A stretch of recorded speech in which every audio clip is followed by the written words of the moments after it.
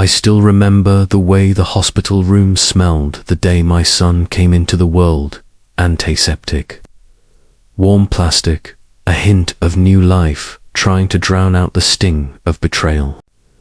I was 26, swollen with exhaustion and hope, gripping onto the thought that motherhood would anchor me even as my personal life was splintering.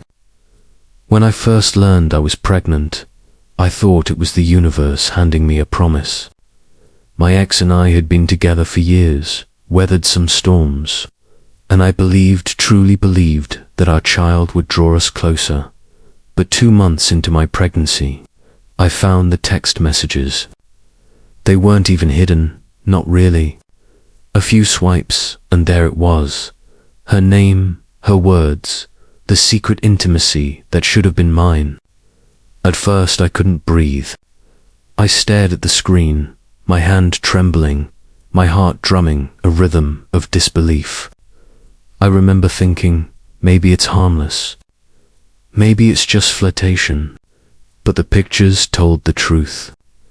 They were intimate, private, the kind of photos people only share when they've crossed a line. Confronting him was like standing in front of a stranger. He didn't deny it. He sat on the edge of our bed, elbows on his knees, and said he was sorry, but he couldn't stop. She understood him, he said. She was there for him. Meanwhile, I was carrying his child and trying to manage morning sickness and swollen ankles and a tidal wave of emotions that threatened to drown me. I should have left then. I know that now.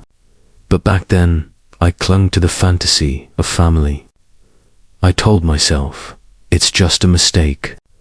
He'll come back. He'll remember who we are.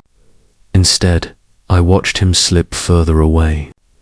He would come home late, smelling faintly of perfume that wasn't mine, his phone always face down, the password changed. And then one day he told me she was pregnant too. There are moments in life that split everything in two, before and after. That was mine. He said it quickly, almost like ripping off a band-aid. She's pregnant. I felt the room tilt. I was 7 months along, my hands resting on my belly where our son kicked softly, and he was telling me another woman was carrying his child. My body shook with a rage so deep it felt like a second heartbeat. I didn't scream. I didn't throw things. I just stared at him and realized that the life I'd been building was gone. The family dinners, the baby's first Christmas, the photographs I'd imagined we would never have them, not like I pictured. I told him to leave.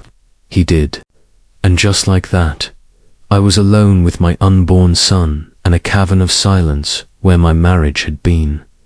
Those first months after the birth were a blur of sleepless nights and legal paperwork.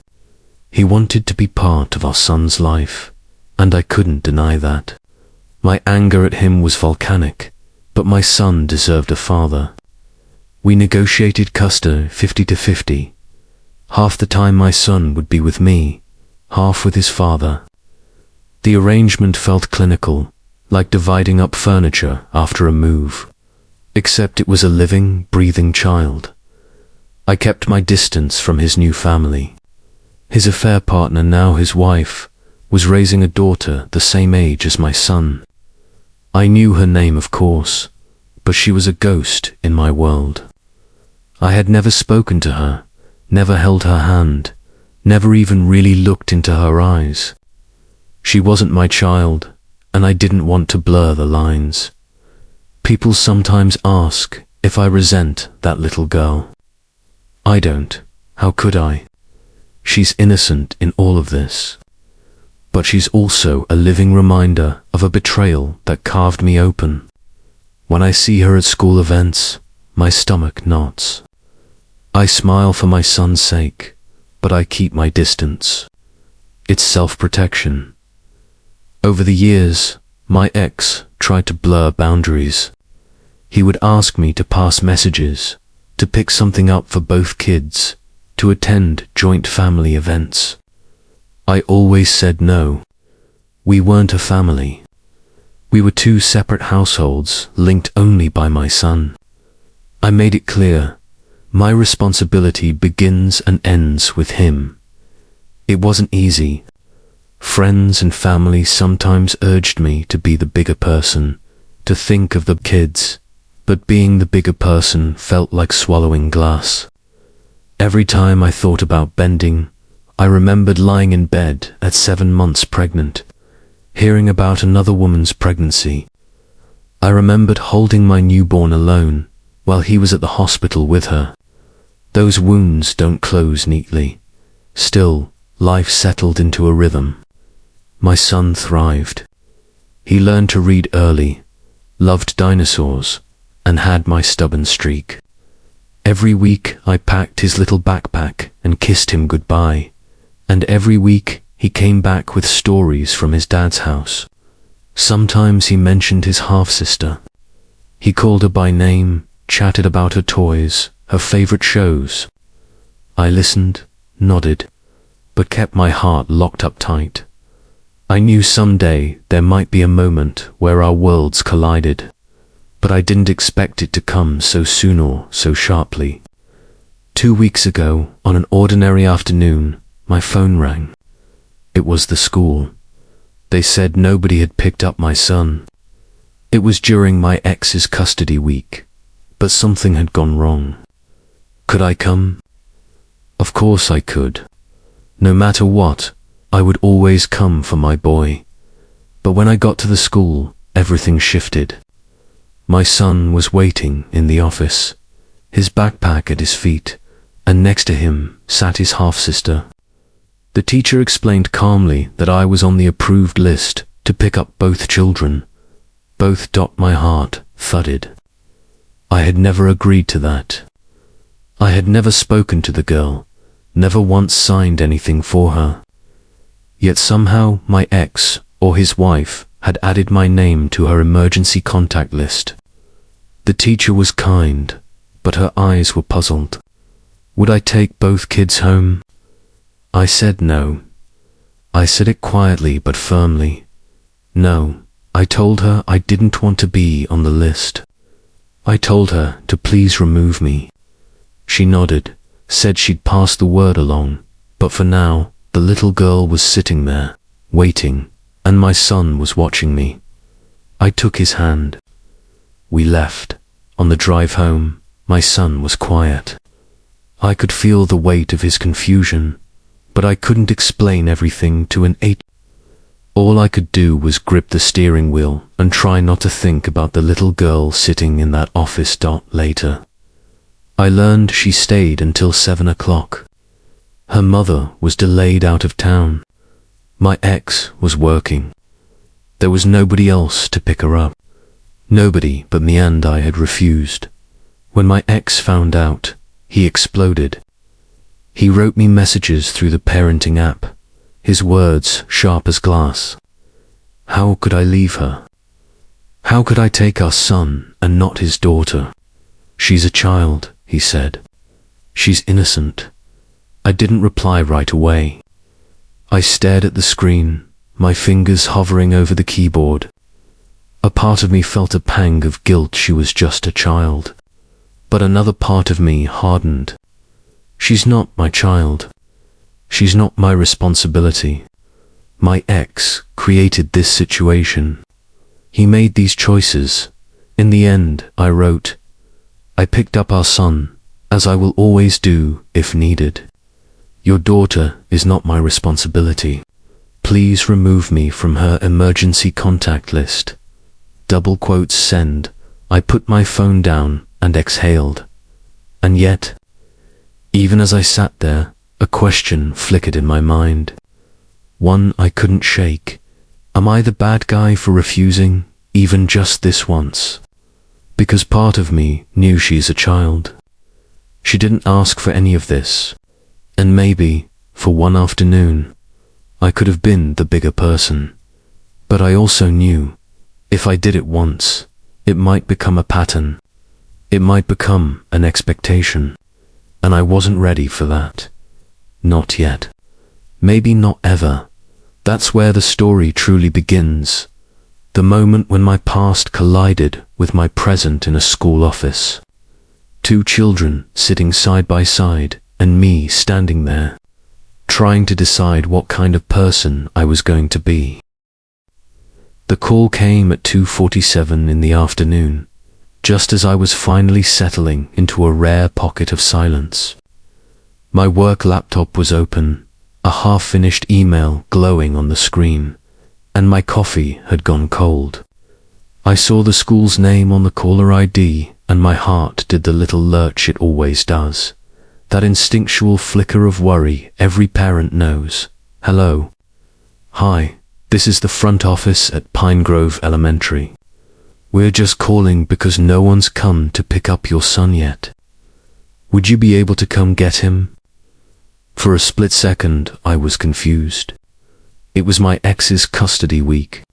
He always picked him up, or his wife did. But I heard my son's name, and that was all it took. Yes, I'll be there as soon as I can. I grabbed my keys, texted my boss that I had an emergency, and was out the door in seconds. The drive to the school was only 15 minutes, but my mind was already spinning. Was my son okay? Was he scared? Had there been some accident? I tried calling my ex, but it went straight to voicemail. When I pulled into the school parking lot, the late afternoon sun was slanting through the trees, the playground empty. My stomach tightened. I hurried inside, signed my name at the office desk, and followed the secretary to the waiting area.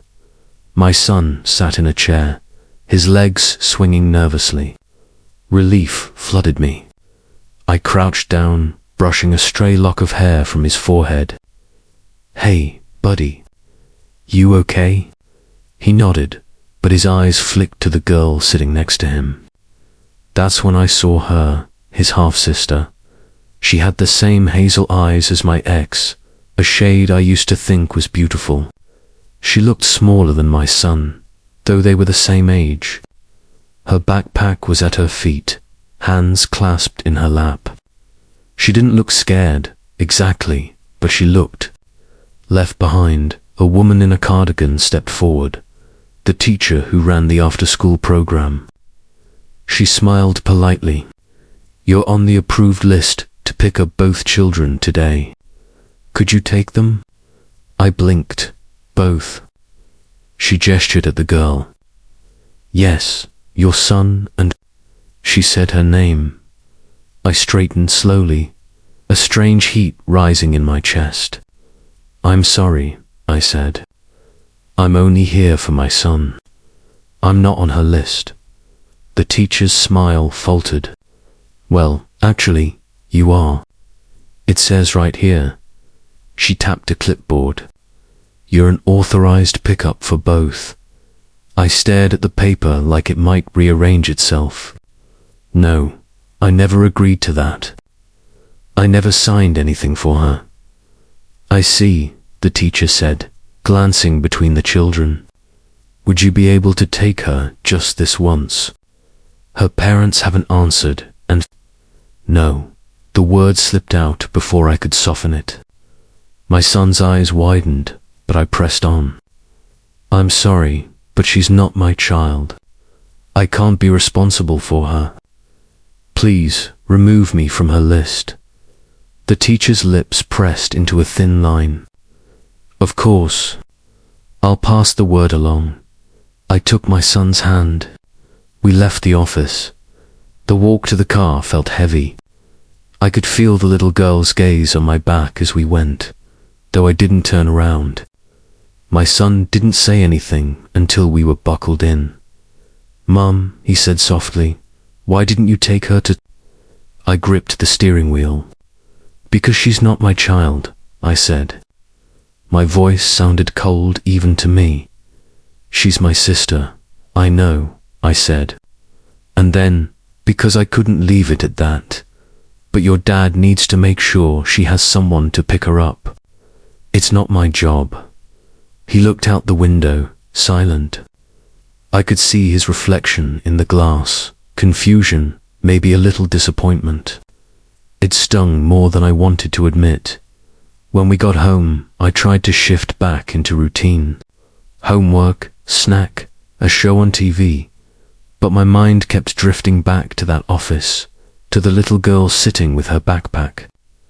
I pictured the clock ticking towards 7, her waiting while the staff cleaned up around her.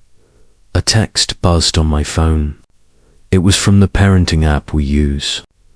"My ex, what the hell is wrong with you?" I stared at the screen. He continued, "You left her there until 7. You were right there. You had our son. How could you not take her to..." I started typing, deleted it, started again. Finally, I wrote, "I picked up our son, as I always will. Your daughter is not my responsibility.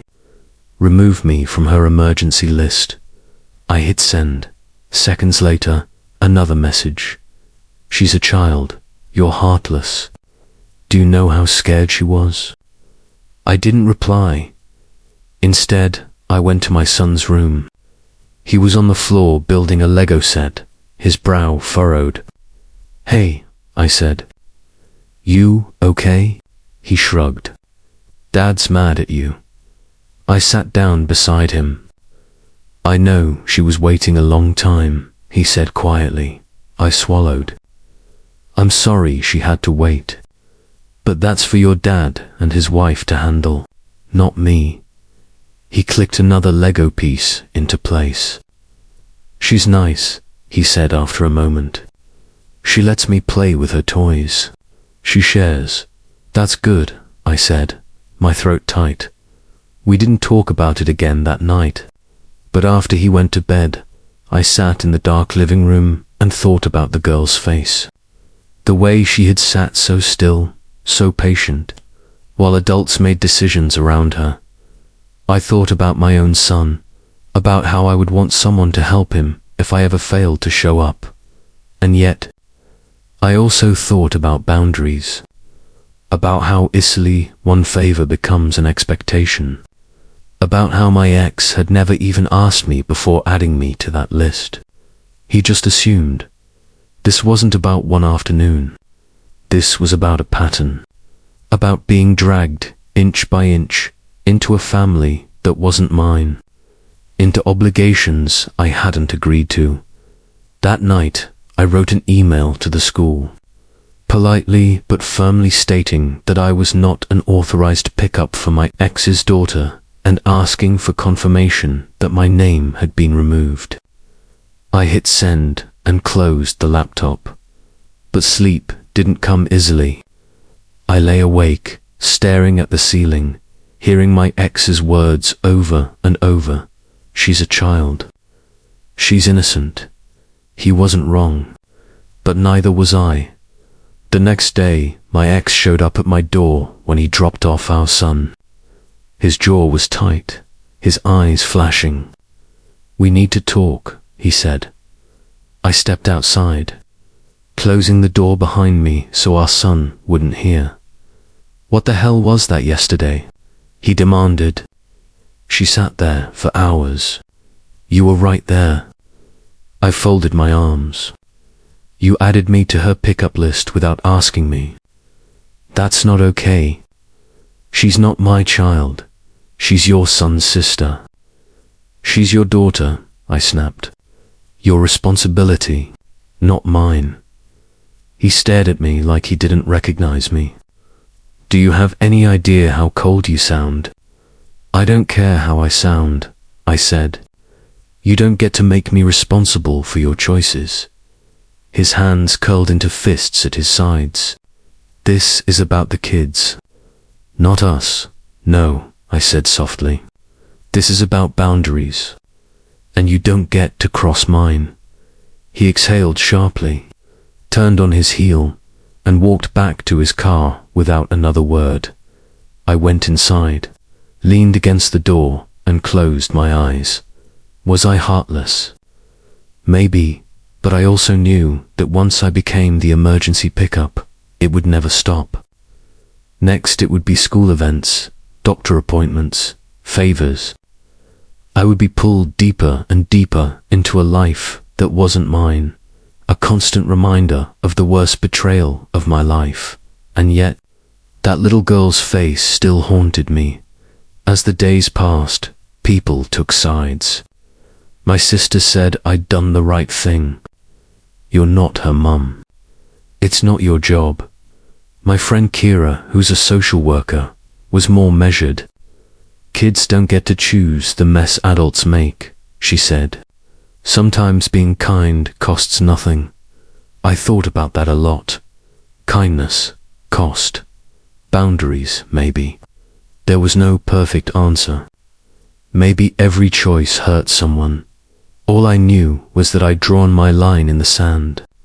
Whether it made me the villain or just a woman protecting herself, I wasn't sure. But I knew the conversation with my ex wasn't over, and I had a feeling the next one would be worse. I didn't have to wait long for the next confrontation. By the time the weekend rolled around, my phone buzzed with another message from the parenting app. My ex wanted to clear the air. The phrasing made me laugh, as if there was any air left between us that hadn't already been scorched. Still, I agreed to meet. Not because I wanted to, but because it was easier than letting him stew and send another round of accusations. We chose a coffee shop near the school, neutral ground. I arrived early, ordered tea I didn't want, and sat by the window. The world outside was grey and drizzly, the kind of weather that makes everything look like an old photograph. My stomach twisted. I rehearsed my lines in my head, calm but firm, no apologizing for something that wasn't mine to own. He walked in 5 minutes late, wearing the same work jacket I'd once loved. It smelled faintly of engine oil, just like always. He spotted me, waved stiffly, and sat down. "I don't know what's happened to you," he said without preamble. "You used to be compassionate." My jaw clenched. This isn't about compassion.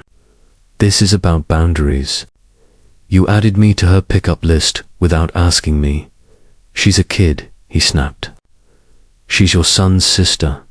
She's your daughter," I shot back. "And your wife's daughter.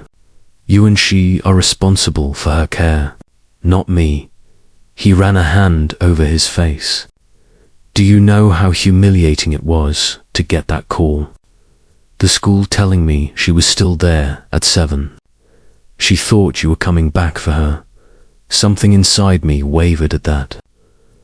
"I'm sorry she felt that way," I said quietly. "But that's not my fault. That's yours." He glared at me. "You're punishing a child for what I did." That one hit hard. I dropped my gaze to the table. "I'm not punishing anyone," I murmured. "I just can't be her emergency plan. I'm not her mother. I've never even spoken a word to her." "You know that. She's not the enemy," he said.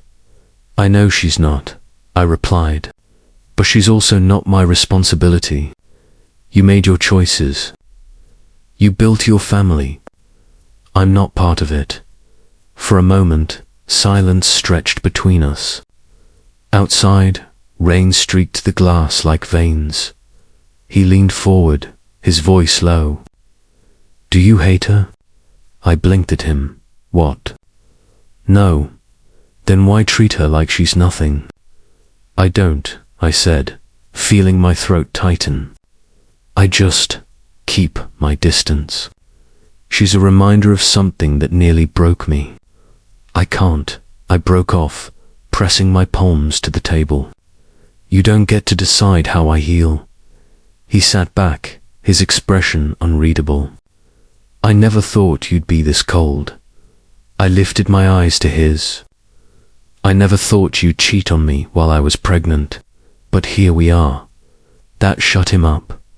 We sat in silence for a long minute. The only sound, the hiss of the espresso machine behind the counter. Finally, he said, "So that's it. You're just going to walk away whenever she's in trouble. I swallowed. I'll always protect our son. If he's in danger, if he's scared, if he needs me, I'll be there. But I'm not your backup plan for your daughter. You can't dump that on me without asking. That's not fair to me or to her. His mouth opened, then closed. I stood up, gathering my bag. I'm done discussing this. Remove me from her list. Then I left.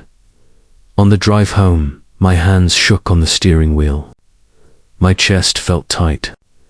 I hated that conversation. Hated the way it made me feel like some villain in my own life. But as soon as I walked in the door, my son came running. "Mum," he said, flinging his arms around my waist. Guess what? I made Student of the Week. I hugged him back, burying my face in his hair. "That's amazing, buddy."